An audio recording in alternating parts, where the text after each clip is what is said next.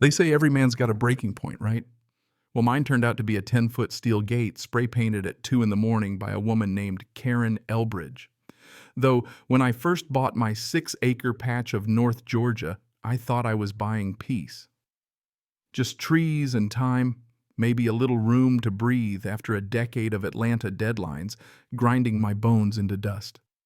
My name's Zach West, mechanical engineer by trade, now a remote CAD consultant, and I was more than ready to trade boardroom headaches for the kind that comes from clearing brush and learning the language of the wind. What I wasn't ready for, what nobody warns you about, was Pine Brook, the HOA from hell lurking just beyond my property line, and the way one shortcut through my woods would set off a chain reaction that ended in court cameras and a small-town scandal that nearly broke the county record for neighborly spite. Now, to be fair, the first few weeks felt fine, even wholesome. An old weathered house, pecan trees, a little wild undergrowth, and a dirt trail I figured was just some overgrown animal run, or at worst, an old utility easement the last owner had let slip into the weeds. That old ranger was quiet, never married, didn't leave much behind. But memories and maybe a few handshake agreements I'd only learn about later. Every now and then I'd spot a jogger or two, maybe a dog walker, ducking through my trees, waving polite like ghosts with somewhere better to be. Didn't bother me much at first. I wasn't about to turn into that get-off-my-lawn type, not after what city life had taught me about picking your battles. But then, see, the neighborhood got itself a new HOA president. That's where the trouble started. Karen Elbridge, bleach blonde bob clipboard practically welded to her hand. Took over Pine Brook like she'd been hired to run a Fortune 500 hostel merger, not a sleepy cul-de-sac community. She called her first act civic connectivity, which is about the fanciest way you can say paving over somebody else's land. I came back from a week in Tennessee, and my so-called backyard looked like a county works project.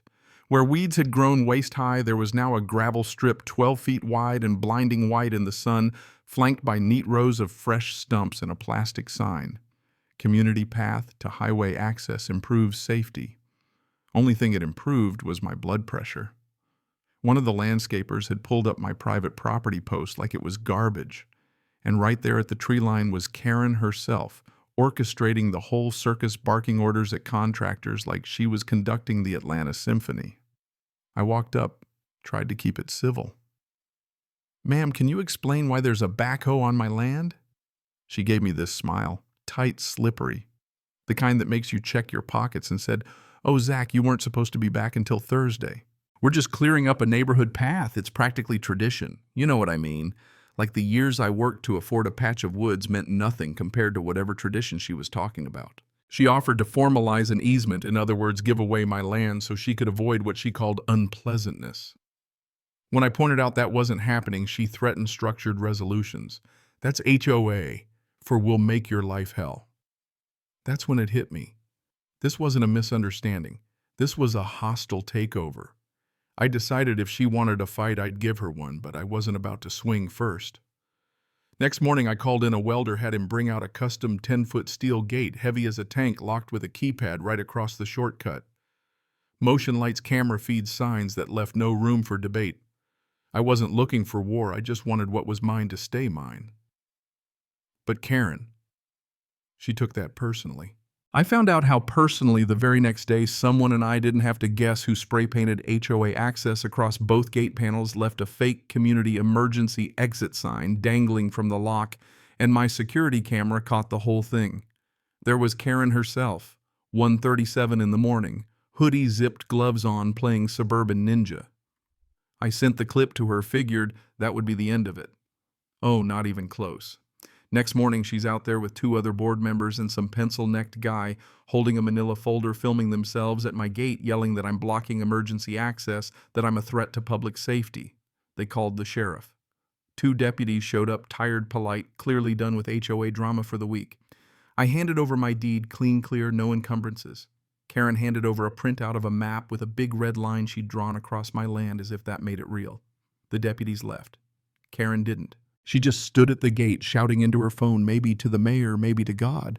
That night, I got a certified letter taped to my mailbox, City Planning Commission. Formal complaint my gate allegedly blocked a vital regional evacuation corridor. I nearly spit out my coffee.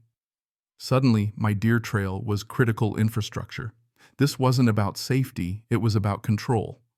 I decided if she wanted escalation, fine, I'd give her escalation.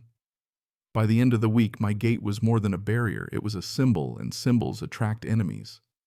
Social media exploded. There was a Facebook group, Neighbors for Common Access. Photos of my locked gate headlines like Man Barricades, Community Trail Risking Lives. Flyers at the grocery store, people whispering at the mailbox, teenagers lobbing rocks at my camera. One day I found a hand-painted sign, "This land is for everyone." It was getting personal, and I knew I needed help.